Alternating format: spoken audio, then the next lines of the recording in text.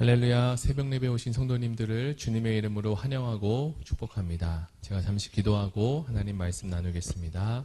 사랑의 하나님 감사합니다. 오늘도 우리에게 시편의 말씀을 통하여서 하나님의 놀라운 법칙을 알려주심을 감사합니다. 이 말씀을 통해서 오늘 하루를 살아나게 하시고 또 어렵고 힘든 가운데 있는 성도님이 있다면 하나님께서 찾아가 주셔서 새 힘과 또 용기와 소망을 더하여 주옵소서. 감사드리며 예수님의 이름으로 기도드립니다. 아멘.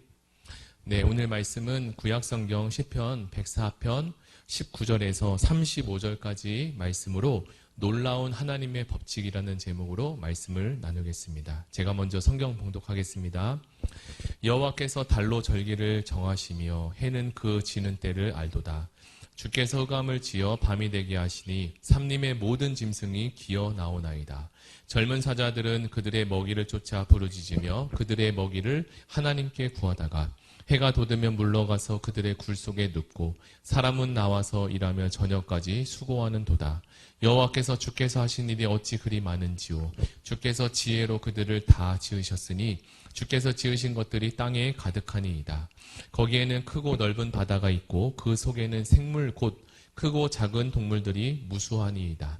그곳에는 배들이 다니며 주께서 지으신 리워 야단이 그 속에서 노나이다. 이것들은 다 주께서 때를 따라 먹을 것을 주시기를 바라나이다. 주께서 주신즉 그들이 받으며 주께서 손을 펴신즉 그들이 좋은 것으로 만족하다가 주께서 낯을 숨기신즉 그들이 떨고 주께서 그들의 호흡을 거두신즉 그들은 죽어 먼지로 돌아가나이다. 주의 영을 보내어 그들을 창조하사 지면을 새롭게 하시나이다. 여호와의 영광이 영원히 계속할지며 여호와는 자신께서 행하시는 일들로 말미암아 즐거워하시리로다. 그가 땅을 보신즉 땅이 진동하며 산들을 만지신즉 연기가 나는도다. 내가 평생토록 여호와께 노래하며 내가 살아있는 동안 내 하나님을 찬양하리로다. 나의 기도를 기쁘게 여기시기를 바라나니 나는 여호와로 말미암아 즐거워하리로다. 죄인들을 땅에서 소멸하시며 악인들을 다시 잊지 못하게 하시리로다. 내 영혼아 여호와를 송축하라. 할렐루야. 아멘. 우리가 세상을 살아가다 보면 만물 안에 있는 여러 가지 법칙들이 있음을 발견하게 됩니다. 존 뉴턴이 발견한 중력의 법칙이라든지 또는 아침에 해가 뜨고 또 밤에 해가 지는 것들, 또 삶 속에서 어떻게 하면 관계를 맺고 잘 풀어가는지에 대한 여러 가지 방법들도 존재합니다. 이러한 규칙과 그리고 법칙들을 거슬러서 어기게 되면 삶의 고통과 어려움이 찾아오는 일도 생기게 됩니다. 오늘 우리가 함께 읽은 이 시편 104편의 말씀을 보면 하나님께서 이 만물, 우주 만물을 창조하실 때 그냥 계획하고 창조하신 것이 아니라 세밀하게 살펴보시며 그 안에 법칙들을 넣으시고 온 우주 만물에 그 법칙을 새겨 넣으신 것을 발견할 수 있습니다. 매일 밤마다 어김없이 하늘에 떠서 밤을 밝혀주는 달에게 또 그 절기를 정하셨고 아침마다 동쪽에서 해를 일으켜서 서쪽으로 해가 지도록 하시는데요. 이러한 일들이 수천만 년 또는 수억 년 동안 있었다는 것을 보면 우리는 신기하지 않을 수 없습니다.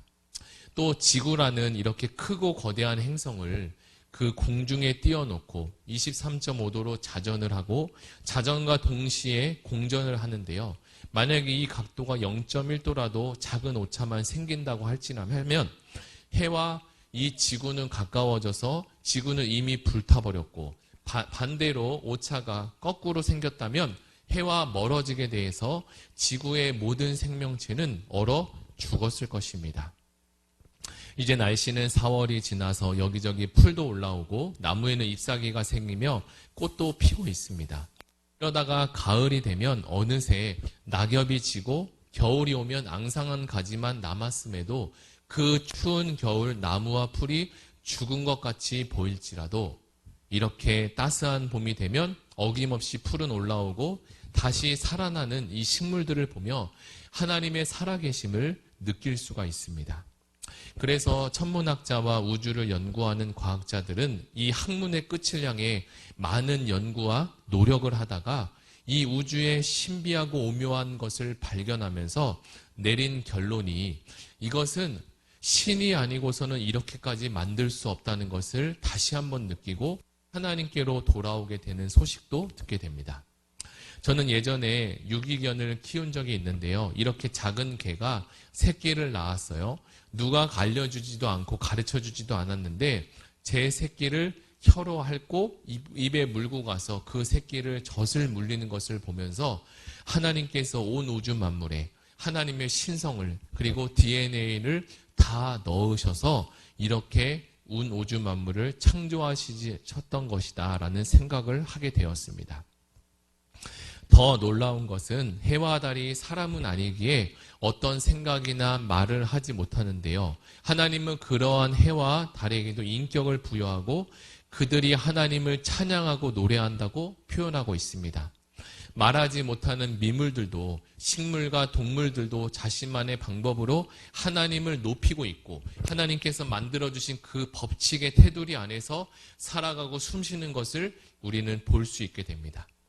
그렇다면 사람은 이렇게 어떠한 법칙과 목적을 가지고 하나님께서 창조하셨는지를 우리는 질문해 볼 수 있습니다.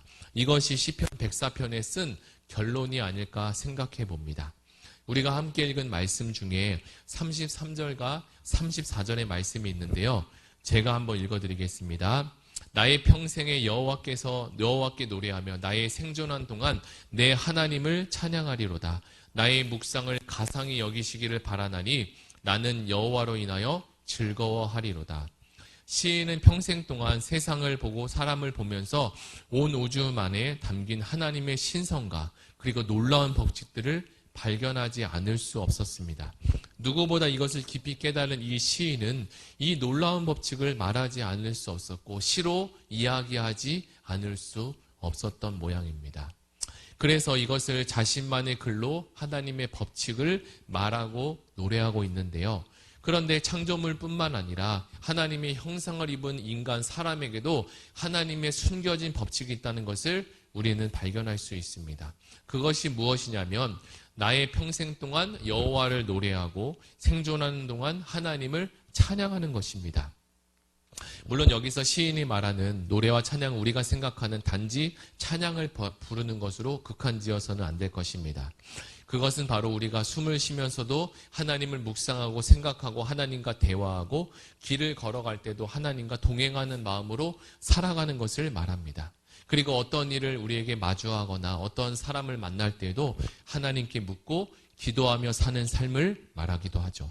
이것을 로마서 기자는 8장에서 이렇게 설명하기도 합니다. 로마서 8장 14절 말씀입니다. 제가 읽어드리겠습니다. 우리가 살아도 주를 위하여 살고 죽어도 주를 위하여 죽나니 그러므로 사나 죽으나 우리가 주의 것이로다. 우리가 무슨 일을 하더라도 하나님의 살아계심을 인정하고 시인하며 살아가는 것을 말하는데요. 우리는 하나님께서 우리를 어떻게 부르셨냐면 우리를 그의 신부와 그리고 친구로까지 부름을 받았습니다. 하나님이 우리에게 원하시는 것이 바로 그것까지 가는 것을 말하는 거죠. 친구 사이에는 비밀이 없습니다. 부모와 자녀에게도 말하지 못하는 것들이 분명히 존재하는데요. 그것을 정말 친한 친구에게는 서스럼없이 이야기하게 됩니다. 하나님은 우리와 그런 사이가 되고 싶어 합니다. 이것을 우리가 잘 아는 용어로 성령 충만한 삶이다라고 하는데요. 성령 충만은 하나님과 아주 친밀한 삶, 아주 친밀한 관계를 이야기합니다. 그것은 너희가 내 안에 거하고 내가 너희 안에 거하는 삶, 바로 예수와 동행하는 삶, 복음과 늘 함께하는 삶을 이 시인이 이야기하고 있습니다. 이제 말씀을 한번 정리해 보겠습니다. 오늘 우리는 시편 104편의 말씀을 함께 나누었는데요. 세상에는 하나님께서 창조의 비밀에 따라서 여러 가지 법칙을 숨겨주셨다라고 말씀하셨습니다. 세상은 그 법칙대로 수천 년을 또는 수억 년을 그렇게 흘러가고 살아왔습니다. 세상에도 법칙이 존재하는 것처럼 우리 인생에도 우리 인간에게 하나님께서 주신 숨겨진 법칙이 있다는 것을 우리는 기억해야 할 것입니다. 사랑하는 성도 여러분, 오늘 우리는 하나님께서 주신 이러한 우리에게 주시는 이 법칙에 대해서 함께 나누고 묵상했는데요. 이 말씀을 우리 마음속에 깊이 새기고 오늘 하루를 한번 열어가면 좋겠습니다. 우리 다 같이 이 말씀을 붙들고 하나님과 동행하는 삶을 살게 해달라고, 그리고 하나님의 말씀으로 살아내는 인생이 되게 해달라고 우리 말씀을 붙잡고 함께 기도하겠습니다. 사랑의 하나님 감사합니다. 오늘 우리가 시편